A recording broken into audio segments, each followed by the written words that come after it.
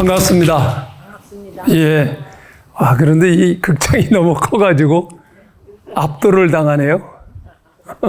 이 비가 지금 막 많이 오던데, 그런데도 불구하고 이렇게 오신 거 보니까 역시 서초 구민은 다르시구나 하는 생각이 듭니다. 이 참 열정들이 참 대단하시고, 제가 우리 서초 문화원에서 강연을 해달라고 했을 때에 해야 되나 말아야 되나, 이거 잘해도 밑에 본전, 뭐라 그럴까요? 잘해야 본전인데, 이런 생각을 갖게 된 게 여러분들이 워낙에 수준들이 높으시고 모든 일들을 다 하셨던 각계각층의 원로분들이다라고 하실 수 있는 분들이시기 때문에, 여기에서 내가 말 잘못하면 상당히 창피를 당할 텐데, 이런 생각이 들었어요. 고민을 하다가 오늘날 우리 대한민국 문화예술의 위상이 어디에 와 있는가, 여러분들 좀 아세요? 우리 어르신들께서 어떻게 생각을 하세요? 대한민국이 문화 강국이다. 동의하세요? 동의하시는군요.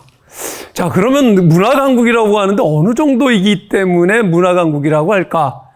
그냥 우리가 스스로가 자유하기 위해서 하는 얘기일까? 이런 부분에 대해서 많은 사람들이 그냥 우리 것이라고 하니까 일단은 잘하고 있다, 최고다, 이 차원은 아닌 것 같아요. 제가 2011년도에 문화체육관광부 장관을 했어요. 그 당시에 저한테 주어진 가장 큰 미션 중에 하나가 평창 동계올림픽을 유치하는 거였었어요. 그래서 전 세계를 2바퀴 반을 돌았습니다. 상당히 많은 나라를 갔었고, 또 많은 나라의 문화예술계 관계자들을 만났는데, 그때 제가 장관 자격으로 갔을 때하고 지금 한국문화예술위원회 위원장 자격으로 갔을 때하고 예우가 달라요. 여러분들 한국문화예술위원회가 무슨 일을 하는 데인지는 아시나요? 다 아세요? 모르시죠? 잘 모르실 거예요. 이 분야에 계시지 않은 분들은 정말 모르십니다. 한국문화예술위원회는 대한민국의 순수예술, 소위 말하는 기초예술이라고 하는 미술, 음악, 연극, 무용, 전통예술, 문학, 이 분야를 정부 예산을 가지고 지원해주는 기관입니다. 왜 지원을 할까요? 예술을 하시는 분들 내가 좋아서 또 잘하면 돈도 벌리고 하니까 하는데, 왜 국가가 내가 낸 예산을 가지고, 세금을 가지고 그 예술하는 사람들을 왜 지원을 해주지? 왜라고 생각하십니까? 예. 그런데 이 순수 예술만, 예술을 꼭 지원을 해야 될 이유가 있나요? 한국성도 유지하고, 중요한 거는 이게 이제 순수 예술이라고 하기도 하지만 우리가 기초 예술이라고도 하잖아요. 지금 우리나라가 전 세계적으로 한국의 문화예술이 강하다라고 하는 것을 보여주는 것은, 순수 예술 영역은 요즘도 다 똑같이 올라오긴 했지만은 지금까지는 어떤 측면에서는 산업 쪽, 상업적인 예술, 영화나 드라마라든가 케이팝이라든가 이런 쪽이 전 세계에 나가서 상도 받고 많은 팬들을 거느리게 되고 세계의 팬들이 열광하게 되고 하면서, 야, 한국 대단하다라고 했는데, 이면에 보니까 순수예술 쪽도 엄청나게 치고 올라와서 거의 탑 레벨에 있는 거예요. 그런데 문제는 이러한 영화나 케이팝이나 이러한 대중예술을 하는 사람들은 돈을 벌어요. 엄청나게 봅니다. 그런데 순수 예술을 하는 데는 미국이든 영국이든 몇몇 사람들 빼놓고는 수지를 맞출 수가 없어요. 그런데 거기 수지를 맞추지 못하기 때문에 정부 예산으로 지원을 하던 사회적 후원을 통해서 지원을 하던 지원을 하지 않으면 그게 존재하기 어렵잖아요. 그러면 순수예술 기초가 무너지게 되면 이러한 상업예술, 대중예술도 존재하기가 어려운 거죠. 기초가 무너지면.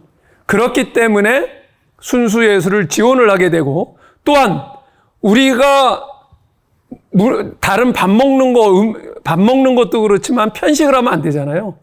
대중예술도 순수예술도 우리 국민이 고르게 향유를 해야 되는데, 그러기 위해서 정부가 지원하지 않으면 안 되는 거예요. 그래서 결국은 한국문화예술위원회가 하는 일은 우리 대한민국 국민이라고 하면 누구든지 차별받지 않고 고르게 모든 장르의 좋은 예술을 향유할 수 있게끔 하기 위해서 정부 예산을 가지고 지원하는 기관입니다. 그래서 예술인들에게만 지원을 하는 게 아니라 우리 국민들 중에서 생활 형편이 좋지 않아 가지고 소위 말하는 기초생활 수급자, 차상위 계층까지 그분들은 먹고 입고 자는 부분들도 정부의 혜택을 많이 받잖아요. 그런데 그렇게 정부 혜택을 받아가지고 겨우 이제 이 생활이 가능하신 분들인데 그분들이 문화예술을 향유한다? 거의 불가능하잖아요. 그분들을 위해서도 우리가 문화 누리 카드라고 하는 거를 발급해 드려요. 그게 어떤 거냐면은 그러니까 기초생활수급자나 차상위 계층까지 계신 분들, 그 범주에 계신 분들이 대략 250만 명 정도가 됩니다. 그분들에게 그 부류에 계신 분들 중에 만 6세 이상이 되면 1인당, 그건 1인당의 1가정당이 아니라 13만 원짜리 카드를 누리카드라고 해가지고 문화 누리카드라고 해가지고 13만 원짜리 카드를 지급을 해요. 그럼 그 카드를 가지고 영화도 볼 수가 있고 또 여행도 갈 수도 있습니다. 책도 사볼 수가 있고 공연도 가서 볼 수가 있고 음악회도 갈 수가 있고 이렇게 돼 있는 거죠. 그런데 이 시스템은 전 세계에서 대한민국이 유일해요. 놀라운 거예요. 외국 사람들이 엄청나게 부러워합니다. 여기에 들어가는 돈이 무려 2,700억 정도가 됩니다. 이렇게 과연 해야 될까? 해야 되는 거죠. 그 이유를 지금부터 설명을 드리겠습니다. 예. 지금 명실공히 처음부터 여러분들께서 말씀하셨다시피 대한민국은 세계가 인정하는 문화 강국이 됐어요. 어떻게 됐을까? 이거는 세계는 한국 문화에 열광하고 있다. 한국 문화 콘텐츠는 삼성 스마트폰처럼 어디에서나 볼 수가 있다. 이게 딴 사람이 얘기한 게 아니라 뉴욕타임즈에서 기사로 냈던 거예요. 이 정도로 대한민국의 문화예술의 위상에 대해서 얘기를 하고 있고 이런 결과 때문에 그런 거예요. 빌보드 차트에서 BTS를 비롯해가지고 우리 K-팝이 주름 잡고 있고 또 영화 기생충이 아카데미상을 6관왕에 차지하거나 에미상 6관왕을 드라마 오징어 게임이 차지한다거나 이거 다 아시죠? 빌보드 차트라고 하는 것은 전 세계에 가장 권위 있는 대중음악을 평가하는 기관이고요. 아카데미상은 영화상 중에서 최고의 권위 있는 상이고 또 에미상은 드라마 상 중에서 가장 권위 있는 상인 거죠. 거기에서 그걸 거의 다 휩쓸다시피 하니까 전 세계인들이 대한민국 문화예술을 보고 열광하게 되는 겁니다. 그러면 이러한 놀라운 그 소프트 파워는 어디로부터 어떻게 시작이 됐는가 하는 거죠. 1990년대 초반만 하더라도 그 드라마를 중심으로 해가지고 일본, 중국, 동남아 일부에서 조금 반향이 있었어요. 특히 일본에서 겨울연가가 히트를 치면서 엄청난 반향을 불러일으켰는데 이 시대를 우리가 한류 1.0 시대라고 부릅니다. 그 다음에 2000년대 초반에 들었으면서 K-팝 스타들이 동남아를 중심으로 활동하기 시작을 해요. 그러다가 남미까지 가요. 중남미까지. 그렇지만 북미에 진입을 못했고 유럽에 진입을 못했는데 2000년대, 10년대쯤 되면은 전 세계에 이 확산이 돼가지고 아까 말씀드린 대로 빌보드 차트를 휩쓸고 저런 상을 휩쓸게 됩니다. 그렇게 해서 대한민국의 위상이 저기 보이시는 순서를 보십시오. US 뉴스에서 이것도 평가를 한 거예요. 전 세계에 문화적 영향력이 있는 나라 1등 이태리예요. 2등 프랑스, 3등 미국, 4등 스페인, 5등 일본, 6등 영국이에요. 이 앞에 있는 나라들이 명실공히 세계 탑 클래스에 있는 선진국들이잖아요. 그런데 그 다음에 한국이 7번째 차지를 해요. 그 뒤에 보면 스위스라든가 독일, UAE는 왜 영향력이 저렇게 크냐면 돈 때문에. 돈을 막 엄청나게 돈질을 하고 있잖아요, 지금. 뭐 세계에 내놓으라는 모든 미술관, 뮤지엄 그 전부 다 아부다비라든가 이쪽에다 막 짓고 있고 그런데 사람들이 그렇게 많이 안 가잖아요. UAE 보고는 선진국이라고 안 그러잖아요. 아무리 돈이 많아도 문화가 뒷받침돼 주지 않으면 선진국이 될 수가 없습니다. 명실공히 대한민국은 지금 세계 7위의 문화적 영향력을 갖고 있는 세계를 이끌고 있는 문화 선진국이 됐다.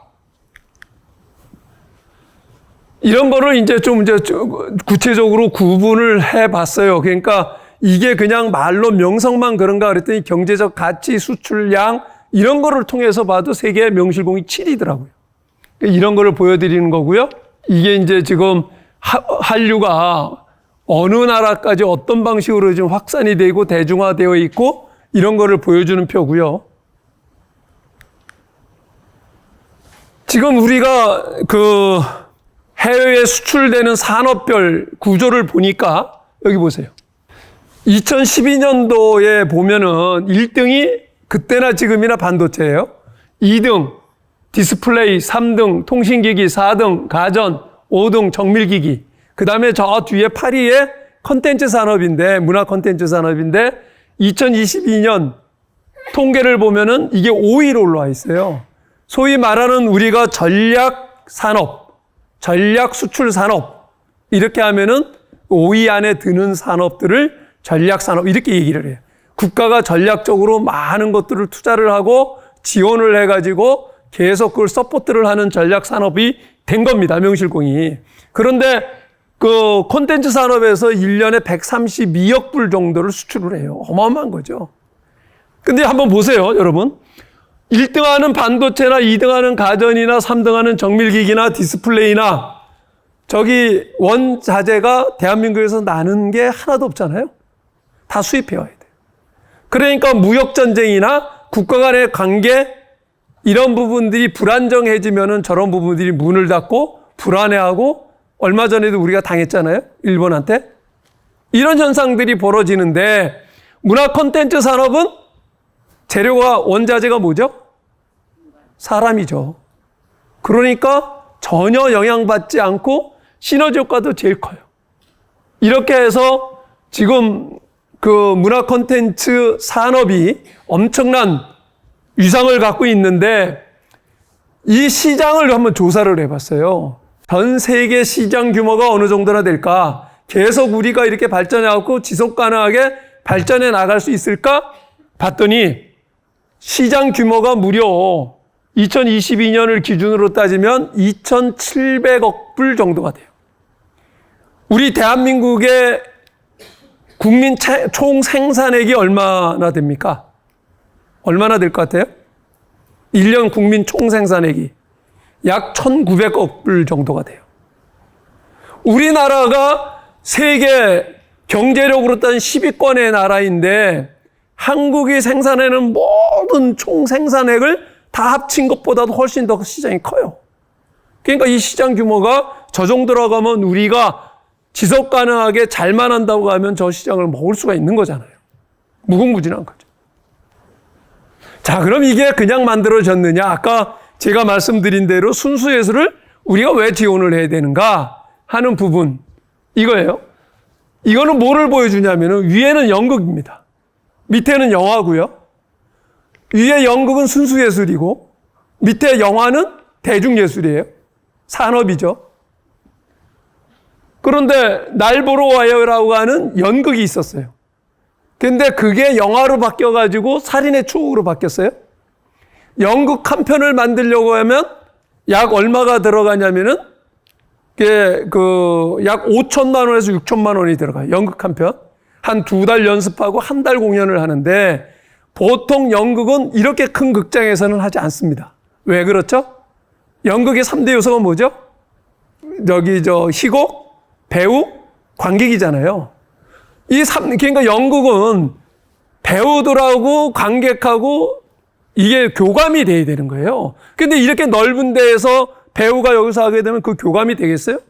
그러니까 보통 500석 넘는 데서는 안 하고 웬만한 연극을 보통은 100명 안팎의 소극장에서 다 연극을 해요. 근데 100명이라고 하는 극장에서 한 달을 풀로 다 공연을 한다? 요즘에 연극 돈 내고 가보셨어요? 입장권이 한 3만 원 정도 됩니다.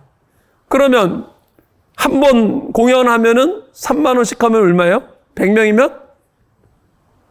얼마죠? 300만 원. 그러면은 한 달 하면 얼마예요? 예? 매일 하니까요. 30일 동안 하니까. 9천 정도 되잖아요. 근데 배우가 1년에 한 번 캐스팅 돼가지고 연극 한 편 올리면 잘 올라가는 거예요. 그러면 그 9천만 원 가지고 극장 임대료 내야죠. 거기에 무대, 조명, 감독들 다 줘야지. 그럼 개런티가 얼마나 가겠어요? 연극인들 통계를 내봤더니 연극인들이 제일 가난해요. 그 사람들은 연극 레슨도 없잖아요. 다른 미술, 음악, 무용 이런 거는 레슨이 있어요. 국어도 글짓기 하는 거, 논술 이런 거 과외할 수가 있어요. 그러다 보니까 연극 배우들은 통계를 내봤더니 한 달 평균 25만 원 정도의 수입을 갖는 사람들이 50%예요. 그러니까 2잡, 3잡을 뛰는 거예요. 이러니까. 근데 저게 기초가 돼 있지 않으면 이런 영화가 나올 수가 없는 거죠. 기생충에 나왔던 배우? 또, 오징어 게임에 나왔던 배우들이 다 저런 연극을 통해가지고 연기력이 탄탄해졌기 때문에 세계 시장에서 주름을 잡게 된 건데, 그런 기초 순수 예술이 뒷받침이 되지 않으면 안 되는 거죠. 그러니까 저걸 지원하는 거예요. 자, 이게 전 세계적으로 지금 아까 말씀드린 영화, 드라마만 우리가 잘하는 게 아니라 이거 보세요. 음악. 조성진, 임윤찬 다 아시죠? 세계에서 티켓팅 파워가 가장 강한 음악인, 연주자, 이 두 사람이에요. 한국에서 저 사람들 표 살려면 표도 못 사요. 비싸기도 되게 비싸잖아요. 조성진, 임윤찬은 보통 최소 30만 원에서 50만 원 정도 줘야지 표를 사는데 그것도 저희들한테 표 좀 사게 해달라고 민원이 들어올 정도로 대단한 티켓팅 파워력을 갖고 있는 사람들. 문학도 요즘에 그 문학에 있어가지고 노벨상이라고 할 수 있는 맨부커상 이런 데에 지금 한강이라든가 메디치상 이런 데에서 지금 상을 받고 있어요. 이 문학에서 제가 작년에 깜짝 놀란 게 저 다음 차별나는 강의? 그 강사가 누구시죠? 나태주 시인이라고 붙어 있더라고요. 저 나태주 선생님을 모시고 대만을 갔어요. 작년에. 대만에 갔는데 대만 국립대학에서 강연이 있었어요. 그래서 제가 나태주 선생님 중국어 하세요? 아니 못해요.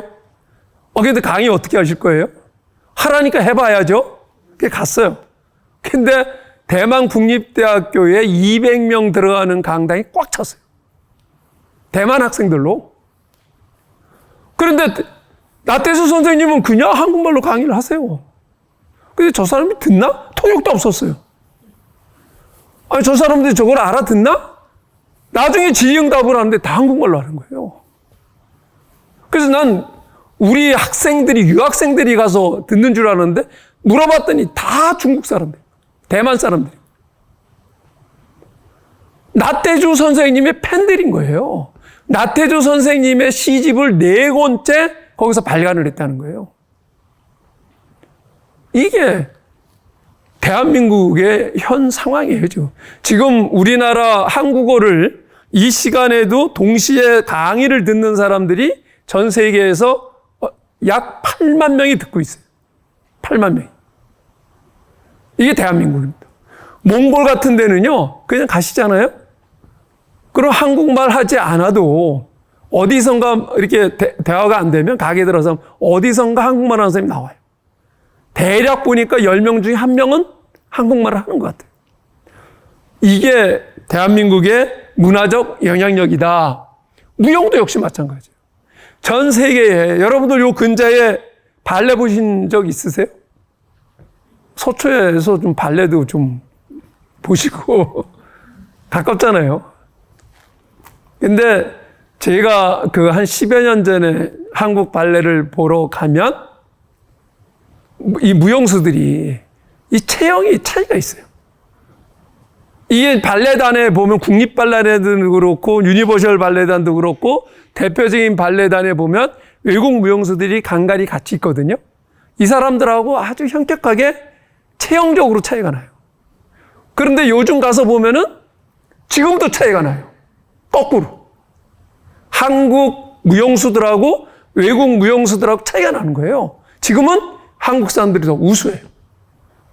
키도 크고 몸매도 야들야들하고 무용하기 좋은 거죠. 그런데 외국 무용수들은 몸도 크고 둔탁한 거예요. 모든 전 세계에 내노라 하는 발레단의 수석 무용수들이 대부분 다 한국 사람들. 마린스키에 며칠 전에도 한혜종 지금 다니고 있는 2학년짜리 남자가 수석 무용수로 갔어요. 2학년짜리가. 이게 지금 대한민국입니다.